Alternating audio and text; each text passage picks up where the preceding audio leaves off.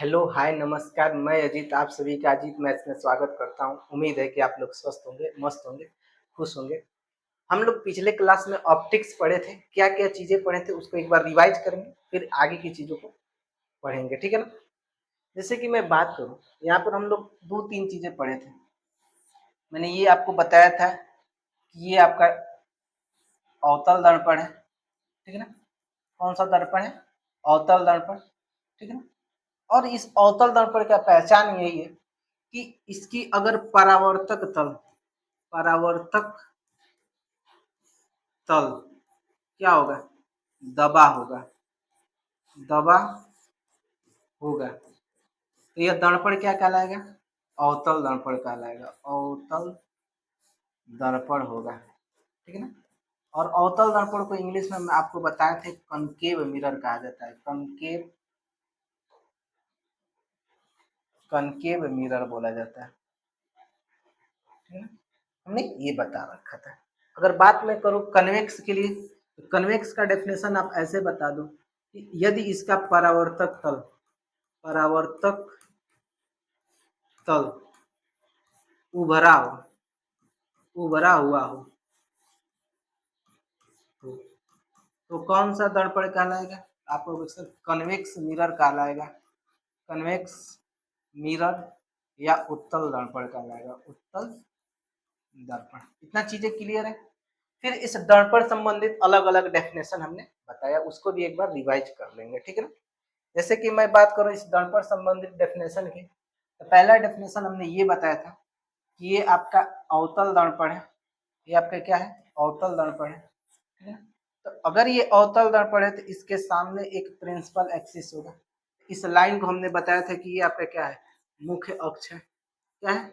मुख्य अक्ष बताया था, ठीक है ना? मुख्य अक्ष हमने बता रखा था, ठीक है ना? उसके बाद हमने ये बताया था कि यहाँ पर एक बिंदु है जिसको हम लोग ध्रुव बोलते हैं। क्या बोलते हैं? ध्रुव बोलते हैं। उसके बाद हमने ये बताया था कि जब प्रिंसिपल एक्सिस के पैरेलल कोई रे आएगा तो दर्पण से परावर्तन के पश्चात मुख्य अक्ष को जिस बिंदु पर काटेगा वह बिंदु इस दर्पण का क्या कहलाएगा? फोकस बिंदु कहलाएगा। क्या कहलाएगा? फोकस बिंदु। क्या कहलाएगा? फोकस बिंदु। इतना चीजें मैंने बता रखा था, ठीक है ना? फोकस बिंदु, ठीक है ना? उसके बाद मैंने ये बताया था कि यहाँ पर एक कोई बिंदु सी होगा जिसको हम लोग वक्रता केंद्र कहेंगे। क्या कहेंगे? वक्रता केंद्र कहेंगे, ठीक है नहीं? क्या बोलेंगे? वक्रता केंद्र बोलेंगे। और वक्रता केंद्र और फोकस ध्रुव के बीच की दूरी को हमने बताया था कि वक्रता त्रिज्या बोलेंगे। क्या बोलेंगे? वक्रता त्रिज्या बोलेंगे। बताए थे कि नहीं बताए थे? बताए थे। फिर उसके बाद मैंने ये भी बता रखा था कि फोकस बिंदु और ध्रुव के बीच की जो डिस्टेंस होगा उसको हम लोग फोकस दूरी कहेंगे। क्या कहेंगे? फोकस दूरी कहेंगे। क्या कहेंगे? फोकस दूरी। इंग्लिश में फोकल डिस्टेंस, डिस्टेंस क्या कहेंगे? Focal distance. इसको इंग्लिश में पोल बताए थे आपको, इसको इंग्लिश में फोकल पॉइंट लिखेंगे, फोकल पॉइंट लिख देंगे। और इसको सेंटर ऑफ कर्वेचर लिखेंगे। वक्रता त्रिज्या है तो रेडियस रेडियस ऑफ कर्वेचर लिखेंगे, रेडियस ऑफ कर्वेचर लिखेंगे, ठीक है? रेडियस ऑफ कर्वेचर लिखेंगे। इसको सेंटर ऑफ कर्वेचर बोलेंगे, सेंटर ऑफ कर्वेचर बोलेंगे, ठीक है? सेंटर ऑफ कर्वेचर बोलेंगे। ये सारे लोकेशन है इसके, और इन चीजों के बारे में अच्छे से जानकारी होनी चाहिए। अगर इसके बारे में अच्छे से जानकारी है तो फिर कोई दिक्कत परेशानी नहीं होगा न्यूमेरिकल लगाने में, ठीक है ना? अगर मैं आगे की बात करूं,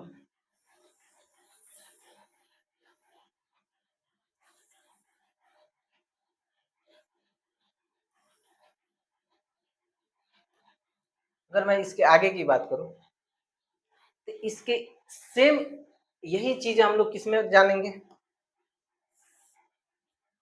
उत्तल दर्पण में जानेंगे, है कि नहीं? तो उत्तल दर्पण में भी वही चीज है, ठीक है ना? उत्तल दर्पण में क्या होता है कि इस लाइन को हम लोग बोलते हैं, कौन सा लाइन? तो मुख्य अक्ष बोलते हैं, मुख्य अक्ष। इंग्लिश में प्रिंसिपल एक्सिस आपको बताया था, इसको क्या बोलते हैं, पोल बोलते हैं। यहाँ पर क्या होगा, एफ होगा, यहाँ पर क्या होगा, सी होगा। तो जो जो इसमें बोला जाता है सेम यहाँ पर भी वही, ये फोकस बिंदु हो जाएगा, ये वक्रता केंद्र हो जाएगा, यहाँ से यहाँ तक की दूरी वक्रता त्रिज्या हो जाएगा, यहाँ से यहाँ तक की दूरी फोकस दूरी हो जाएगा। ये चीजें आपको मालूम होनी चाहिए। इसमें बस फर्क इतना है कि अगर कोई रे ऐसे आता है, ध्यान से देखिएगा, चीजों को समझने की थोड़ा सा कोशिश कीजिएगा। अगर कोई रे ऐसे प्रिंसिपल एक्सिस के पैरेलल आता है तो आफ्टर रिफ्लेक्शन यहाँ से होकर जाएगा। इस पॉइंट को हम लोग जहां पर मिलाएंगे और जहां पर मुख्य अक्ष को काटेगा वह इस दर्पण का क्या कहलाएगा, इस दर्पण का फोकस बिंदु कहलाएगा या फोकल पॉइंट कहलाएगा, ठीक है ना। यहाँ पर एक्चुअल में काटता नहीं है, यहाँ पर बस थोड़ा सा महसूस होता है कि यहाँ पर आएगा, बट ऐसा होता नहीं है, इसलिए थोड़ा सा क्या है, इसका रे डायग्राम इस प्रकार बनेगा, ठीक है ना। आगे चलते हैं। आगे हम लोग इसमें 3 केस पढ़ते हैं। केस फर्स्ट ये समझना है हम लोग को। केस फर्स्ट, जब किरण मुख्य अक्ष के समांतर, मुख्य अक्ष के समांतर, किस सेकेंड ये जानना है, जब किरण फोकस बिंदु से जाए, फोकस बिंदु से जाए, और केस थर्ड ये समझना है, जब किरण वक्रता केंद्र से जाए, वक्रता केंद्र से होकर जाए, ये कैसे हमको समझना है, ठीक है ना। तो जब किरण मुख्य अक्ष के समांतर, ठीक है ना, मुख्य अक्ष के समांतर का मतलब प्रिंसिपल एक्सिस, ठीक है, इस चीज को थोड़ा सा समझा जाए। जैसे कि मैं बोलूं ये आपके साथ एक सामने अवतल दर्पण है, ठीक है ना, क्या है, अवतल दर्पण है, ठीक, इसके ये मुख्य अक्ष लाइन है, क्या है, मुख्य अक्ष लाइन है, ठीक है ना, मुख्य अक्ष लाइन है, ठीक, मुख्य अक्ष लाइन है। इसके पैरेलल जो भी रे जाएगा वो कहाँ से, आफ्टर परावर्तन कहाँ से होकर जाएगा, यानी परावर्तन के पश्चात कहाँ से होकर जाएगा, तो फोकस बिंदु से होकर जाएगा। कहाँ से होकर जाएगा, फोकस बिंदु से। यानी जब भी मुख्य अक्ष के समांतर रे आएगा तो परावर्तन के पश्चात फोकस बिंदु से होकर जाएगा। अगर मैं उत्तल दर्पण की बात करूं तो ये आपके सामने उत्तल दर्पण है, ठीक है। इसमें क्या होता है, जब भी कोई किरणें मुख्य अक्ष के समांतर जाए तो आफ्टर परावर्तन फोकस पर जाती हुई प्रतीत होगा, फोकस पर क्या होगा, जाती हुई प्रतीत होता है, ठीक है ना। ये चीजें क्लियर है। फिर उसके बाद इसमें ध्यान से देखिएगा, अगर मैं इसकी बात करूं, इसमें जब भी कोई किरणें, जब भी कोई किरणें फोकस बिंदु से जाए, तो मान लो जब मैं इस रे को फोकस बिंदु से भेजते हैं तो परावर्तन के पश्चात मुख्य अक्ष के क्या हो जाता है, समांतर हो जाता है। क्या हो जाता है, मुख्य अक्ष के समांतर होगा। यानी जब हम इस किरणें को कहाँ से भेज रहे हैं, फोकस से भेज रहे हैं, तो क्या हो जाएगा, परिवर्तन के पश्चात मुख्य अक्ष के समांतर हो जाएगा। इतना चीजें क्लियर है, ठीक है ना। ठीक इसी प्रकार अगर मैं बात करूं उत्तल दर्पण में, इसमें भी वही चीज है, जब किसी रे को क्या किया जाता है, फोकस से भेजा जाएगा। ध्यान से देखो, ये आपका सी है, ये आपका एफ है, और कहाँ पर भेजना है हमको, फोकस पर भेजना है। जैसे फोकस पर भेजेंगे तो ये फोकस पर तो जाते हुए महसूस होगा, बट अब आफ्टर परिवर्तन क्या हो जाएगा, प्रिंसिपल एक्सिस के पैरेलल हो जाएगा। क्या हो जाएगा, प्रिंसिपल एक्सिस के पैरेलल हो जाएगा। चीजें क्लियर है, प्रिंसिपल एक्सिस के क्या हो जाएगा, पैरेलल हो जाएगा, ठीक है ना। यानी जब मैं फोकस से भेजूंगा तो मुख्य अक्ष के समांतर हो जाएगा। यहाँ पर भी देखो, फोकस पर भेज रहा हूँ तो क्या हो जा रहा है, मुख्य अक्ष के समांतर हो जा रहा है। प्रिंसिपल एक्सिस के पैरेलल जा रहा है, फोकस से होकर जा रहा है, प्रिंसिपल एक्सिस के पैरेलल जा रहा है, फोकस से लग रहा है ना, जा रहा है, देखो ना, लग रहा है फोकस से जा रहा है, यहाँ पर लगेगा, आभास होगा, ठीक है ना। एक्चुअल में ऐसा होता नहीं है, बट आभास होता है, ठीक है ना। फिर आगे मैं बात करूं, आगे मैं बात करूं तो जब किरण वक्रता केंद्र से होकर जाएगा, तो मान लो ये कोई मिरर है, अवतल दर्पण है, और यहाँ पर क्या है, सी है, ठीक है ना। तो जब हम वक्रता केंद्र से भेजते हैं ना, तो किरणें जैसे आएगा ना, टकरा कर पुनः उसी मार्ग में क्या कर जाता है, वापस चला जाता है। यानी वक्रता केंद्र से होकर जाने वाली किरणें परावर्तन के पश्चात उसी मार्ग में वापस चली जाती है, ठीक है ना। उसके बाद ठीक इसी प्रकार इसमें भी वही काम होने वाला है, ध्यान से देखिएगा। ये आपका क्या है, यहीं पर सी होगा। जब इसमें हम किसी रे को भेजेंगे ना, रे को भेजेंगे, कहाँ पर भेजेंगे, वक्रता केंद्र पर, तो टकरा कर और पुनः क्या कर जाता है, ऐसे ही वापस चला जाता है, टकरा कर पुनः क्या कर जाता है, ऐसे ही वापस चला जाता है। ये तीन केस मालूम होना चाहिए रे डायग्राम बनाने के लिए, जो कि अगर ये तीन केस मालूम है तो फिर हम रे डायग्राम आसानी से बना लेंगे, ठीक है ना। इतना चीजें क्लियर, एकदम स्पष्ट है, कोई दिक्कत परेशानी नहीं है, ठीक है ना। आगे चलते हैं। आगे हम लोग को समझना है कि जब भी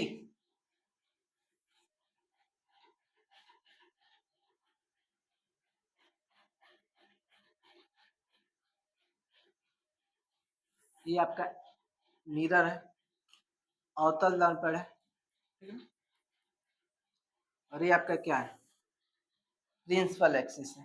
क्या है, प्रिंसिपल एक्सिस है। ध्यान से समझने की कोशिश करिएगा। अगर मैं प्रिंसिपल एक्सिस पर किसी वस्तु को रख दे, तो उस वस्तु का कहीं ना कहीं प्रतिबिंब बनेगा, ठीक है। तो मान लेते हैं कि ये कोई ऑब्जेक्ट है, ठीक है? ये कोई ऑब्जेक्ट है, समझ में आ रहा है कि नहीं, ध्यान से देखिएगा। ये कोई क्या है, ऑब्जेक्ट है, ठीक है। ये आपका कोई ऑब्जेक्ट है जिसका नाम ए और बी है। क्या नाम है, ए और बी है। इसका नाम क्या है, ए और बी है, ठीक है। तो हमेशा लाइट जो होता है ना, वो ऑब्जेक्ट से जाएगा। तो ये ऑब्जेक्ट से जैसे ही लाइट जाएगा, तो प्रिंसिपल एक्सिस के पैरेलल जा रहा है, तो आफ्टर परिवर्तन कहाँ से होकर आएगा, आप कहोगे सर फोकस से होकर जाएगा, ठीक है ना। अगर मैं फोकस से भेजूं तो कहाँ से होकर जाएगा, आप कहोगे सर जैसे ही आप फोकस से भेजिएगा ना, प्रिंसिपल एक्सिस के पैरेलल हो जाएगा। प्रिंसिपल एक्सिस के क्या हो जाएगा, पैरेलल हो जाएगा। इतना चीजें क्लियर है, प्रिंसिपल एक्सिस के क्या हो जाएगा जी, पैरेलल हो जाएगा। थोड़ा सा इसको हम लोग सीधा बनाने की कोशिश करते हैं, ठीक है ना। ध्यान से देखिएगा, जब मैं इस रे को प्रिंसिपल एक्सिस फोकस बिंदु से भेजेंगे, तो आफ्टर रिफ्लेक्शन कहाँ से होकर जाएगा, प्रिंसिपल एक्सिस के पैरेलल हो जाएगा, ठीक है ना। ध्यान से देखिएगा, प्रिंसिपल एक्सिस के क्या हो जाएगा, पैरेलल हो जाएगा, ठीक है।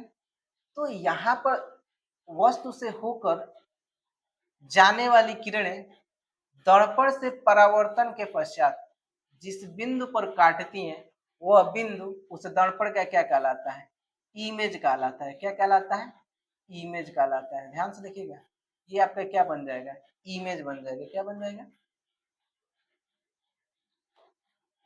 ये आपका इमेज बन जाएगा। यानी इस वस्तु का क्या कहलाएगा, ये इमेज कहलाएगा। कोई पूछेगा प्रतिबिंब क्या होता है, प्रतिबिंब, ध्यान से देखिएगा, चीजों को समझने की कोशिश करिएगा।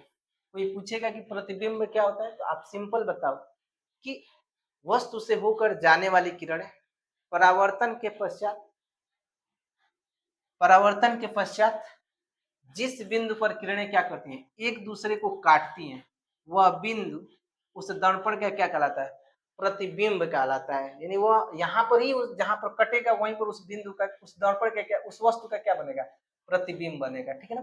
फिर ध्यान से सुनिए मैं क्या बोल रहा हूँ, ठीक है ना। इसको इंग्लिश में इमेज बोला जाता है, इमेज बोला जाता है। क्या बोला जाता है, इमेज। यानी ध्यान से सुनिएगा मैं क्या बोल रहा हूँ। जब कोई प्रकाश की किरण वस्तु से होकर दर्पण की ओर जाता है, तो परावर्तन के पश्चात जिस बिंदु पर काटता है, वह बिंदु उस दर्पण का फोकस बिंदु, सॉरी, प्रतिबिंब कहलाता है। यानी वह बिंदु उस दर्पण का क्या कहलाता है, प्रतिबिंब कहलाता है। और ये जो होगा ना, ये जो ए डैश बी, वो क्या कहलाएगा, ए डैश बी, इसको हम लोग प्रतिबिंब बोलेंगे। क्या बोलेंगे, प्रतिबिंब या इमेज बोलेंगे। क्या बोलेंगे, प्रतिबिंब या इमेज, ठीक है ना, प्रतिबिंब बोलते हैं। ध्यान से देखना, ये आपका क्या बन गया, प्रतिबिंब बन गया। ठीक है, इसी तरह यहाँ पर भी अगर मैं उत्तल दर्पण के लिए बनाऊं, तो ये आपका उत्तल दर्पण है, ठीक है। यहाँ पर कोई ऑब्जेक्ट रख दें, यहाँ से होकर जाने वाली किरणें फोकस से होकर जाएगा, कुछ इस तरीके से फोकस पर इंटरसेक्ट करेगा, और फिर अगर फोकस पर ना, फोकस पर जाएगा, फिर अगर सेंटर ऑफ कर्वेचर से भेजो तो यहीं पर कहीं काटेगा, ठीक है, क्योंकि जब सेंटर पर भेजा जाएगा तो क्या होता है, सेंटर पर जैसे ही रे को भेजा जाता है तो आफ्टर परावर्तन उसी मार्ग में क्या कर जाता है, वापस चला जाता है। हम इसको क्या कर देंगे, डॉटेड लाइन कर देंगे, ठीक है, डॉटेड लाइन कर देंगे, ठीक ठीक। और ये जैसे गया था वैसे ही वापस चला जाएगा, तो यहाँ पर ना इंटरसेक्ट करते हुए दिखाई दे रहा है, तो यह क्या कहलाएगा, इस ए बी का क्या कहलाएगा, इस ए बी का ये ए डैश बी, यानी ये प्रतिबिंब कहलाएगा, यानी ए डैश बी जो होगा वो क्या कहलाएगा, प्रतिबिंब होगा, प्रतिबिंब होगा, क्या होगा, प्रतिबिंब होगा। इतना चीजें क्लियर है, ठीक है ना, ये क्या कहलाएगा, इस वस्तु का प्रतिबिंब कहलाएगा, ठीक है ना, इस वस्तु का क्या कहलाएगा, प्रतिबिंब कहलाएगा। इतना चीजें एकदम क्लियर है, कोई डाउट नहीं होना चाहिए, ठीक है ना। फिर ध्यान से देखिएगा, अगर कोई ऑब्जेक्ट रखें तो यहाँ से होकर जाने वाली किरणें परावर्तन के पश्चात, ध्यान से देखो, परावर्तन के पश्चात जहां पर इंटरसेक्ट करे, तो इंटरसेक्ट यहीं पर न कर रहा है, तो वह बिंदु इस दर्पण का प्रतिबिंब कहलाएगा, या इस वस्तु का क्या कहलाएगा, प्रतिबिंब कहलाएगा, किसका, इस वस्तु का प्रतिबिंब ए डैश बी कहलाएगा, ठीक है ना। ठीक इसी तरह यहाँ पर कोई ऑब्जेक्ट ए बी रखें, यहाँ से होकर जाने वाली प्रकाश की किरणें परावर्तन के पश्चात जिस बिंदु पर काटते ही प्रतीत होगा, वास्तव में यहाँ पर काटेगी नहीं, ठीक है ना, तो ये जो काटता हुआ प्रतीत हो रहा है यह क्या कहलाएगा, इस वस्तु का प्रतिबिंब कहलाएगा, क्या कहलाएगा, इस वस्तु का प्रतिबिंब कहलाएगा। इतना चीजें क्लियर है, कोई दिक्कत परेशानी इसमें नहीं होना चाहिए, ठीक है ना। अब थोड़ा सा और ध्यान में ये रखना है कि जैसे हम किसी वस्तु को यहाँ पर रखते हैं ना, जैसे ही हम किसी वस्तु को यहाँ पर रखते हैं, ठीक है, तो इस वस्तु का प्रतिबिंब अगर यहाँ बन जाए, या हो सकता है कि दर्पण के पीछे भी बन सकता है प्रतिबिंब, ठीक है, दर्पण के पीछे भी बन सकता है प्रतिबिंब। ये आपका क्या है, ये वस्तु है ना, ये वस्तु है, वस्तु को इंग्लिश में ऑब्जेक्ट बोला जाता है, और ये क्या है, प्रतिबिंब है, क्या है, प्रतिबिंब है, प्रतिबिंब, ठीक है ना, और ये भी क्या है, प्रतिबिंब है, प्रतिबिंब। प्रतिबिंब को इमेज भी कहा जाता है, इमेज, ठीक है ना, ये भी आपका क्या है, इमेज है ना, ये भी आपका क्या है, इमेज है, ठीक है ना। तो वस्तु से, और ये आपका क्या होगा, यहाँ फोकस बिंदु होगा, आपको आइडिया भी होगा, ठीक है ना, और यहाँ आपका क्या होगा, सेंटर ऑफ कर्वेचर होगा, ठीक है ना। तो वस्तु से, ध्यान से देखिएगा, चीजों को समझने की कोशिश करिएगा ताकि चीजें आपको अच्छे से समझ में आना है, ठीक है ना। जैसे मैं बात करूं, ये वस्तु है और ये दर्पण है, तो वस्तु से दर्पण के बीच की दूरी को यू कहते हैं, और प्रतिबिंब से दर्पण के बीच की दूरी को वी कहते हैं, और फोकस से ध्रुव के बीच की दूरी को क्या बोलते हैं, स्मॉल एफ, फोकस दूरी कहते हैं। इस दर्पण का क्या कहलाएगा, फोकस दूरी कहलाएगा, है ना। इतना चीजें क्लियर है, ये इधर भी ये इमेज होगा तो ये भी इमेज कहलाएगा इसका, ठीक है ना। बस फर्क इतना है कि दर्पण के जो लेफ्ट साइड में बनेगा इमेज, वो क्या कहलाएगा, रियल इमेज कहलाएगा, रियल इमेज होगा, क्या होगा, रियल इमेज होगा, यानी दर्पण के लेफ्ट साइड में बनेगा तो, और दर्पण के राइट साइड में बनेगा तो कौन सा इमेज होगा, आभासी इमेज, या आभासी प्रतिबिंब बोल सकते हैं, आभासी प्रतिबिंब। इंग्लिश में इसको बोला जाता है वर्चुअल इमेज, वर्चुअल इमेज, क्या बोला जाता है, वर्चुअल, वर्चुअल इमेज बोला जाता है, और इसको हिंदी में वास्तविक प्रतिबिंब बोला जाता है, वास्तविक प्रतिबिंब, क्या बोला जाता है, वास्तविक प्रतिबिंब, ठीक है। तो ध्यान से एक बार और चीजों को समझने की कोशिश करिएगा कि अगर दर्पण के लेफ्ट साइड में इमेज बनेगा तो क्या कहलाएगा, रियल इमेज कहलाएगा, और दर्पण के पीछे जो भी इमेज बनेगा वो क्या कहलाएगा, आभासी इमेज कहलाएगा, वह वर्चुअल इमेज कहलाएगा, क्योंकि कलई जिधर किया गया है ना उधर ही दर्पण का पीछे है, ठीक है ना। तो कैसा इमेज बनेगा, वर्चुअल या आभासी इमेज बनेगा, ठीक है ना। यहाँ पर ध्यान से देखिए, वास्तविक प्रतिबिंब जो बनेगा हमेशा कैसा बनता है, उल्टा बनेगा। कैसा बनेगा, उल्टा बनेगा। ठीक इसी प्रकार इसमें अगर मैं बात करूं, ये आपका क्या है, ये आपका उत्तल दर्पण है। कोई ऑब्जेक्ट यहाँ पर रख दो, उत्तल दर्पण से होकर जाने वाली किरणें कुछ इस तरीके से जाएंगे और फोकस पर क्या कर जाएगा, इंटरसेक्ट करेगा। अगर सेंटर ऑफ कर्वेचर से भेजेंगे तो कुछ ऐसे जाएगा, जिसको हम लोग को इसे डॉटेड थोड़ा सा कर देना है, क्योंकि जाता नहीं है, केवल महसूस होता है। ठीक है ना, इतना चीजें ध्यान से देखिएगा। ये जहां पर इंटरसेक्ट कर रहा है यहीं पर क्या बन जाएगा, यहीं पर इंटरसेक्ट कर रहा है तो ये ए है और ये बी है, ये ए डैश हो जाएगा और ये बी डैश हो जाएगा। तो यह दर्पण क्या क्या कहलाएगा, वस्तु कहलाएगा। क्या कहलाएगा, वस्तु। ये क्या कहलाएगा, तो दर्पण का प्रतिबिंब होगा। क्या होगा, वस्तु का प्रतिबिंब, सॉरी, वस्तु का प्रतिबिंब होगा। ठीक है ना, ए डैश बी क्या होगा, वस्तु का प्रतिबिंब होगा। यानी ए डैश बी को हम लोग वस्तु का क्या बोलेंगे, प्रतिबिंब बोलेंगे। ठीक है ना, और यहाँ से एफ और पी के बीच की दूरी जो होगा, ध्यान से देखिएगा, एफ और पी के बीच की दूरी क्या कहलाएगा, यानी यहाँ से यहाँ तक की दूरी क्या कहलाएगा, तो फोकस दूरी कहलाएगा। और ये इमेज है ना, ये इमेज है, तो इमेज और दर्पण के बीच की दूरी को हम लोग क्या कहेंगे, वी कहेंगे। समझ में आ रहा है कि नहीं। और ये सी है और ये पी है, तो सी और पी के बीच की दूरी को हम लोग क्या कहेंगे, वक्रता त्रिज्या कहेंगे। इतना चीजें एकदम क्लियर है, कहीं यहाँ पर डाउट नहीं होनी चाहिए। हर एक चीज अच्छे से मैंने चीजों को समझाया है। आप स्लो करके थोड़ा सा वीडियो को रोक कर देखिए, चीजें आपको समझ में आएगा। ठीक है ना, जब भी कोई दिक्कत हो एक बार बैक कर लीजिए और देखने की कोशिश करिए, चीजें आपको एकदम अच्छे से समझ में आएगा। ठीक है ना, कोई डाउट परेशानी नहीं होगा। ठीक है ना।